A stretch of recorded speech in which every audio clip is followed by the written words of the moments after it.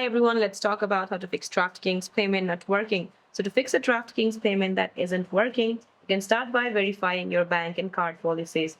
Just call your bank to authorize DraftKings and unblock gambling-related deposits. If your card is permanently blocked by your bank, use an e-wallet like PayPal, Venmo, or a DraftKings Play Plus prepaid card.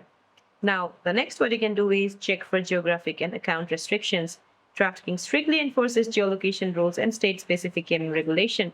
So for that, make sure that you're physically located within a state or country where DraftKings operates and that your device's location services are fully enabled.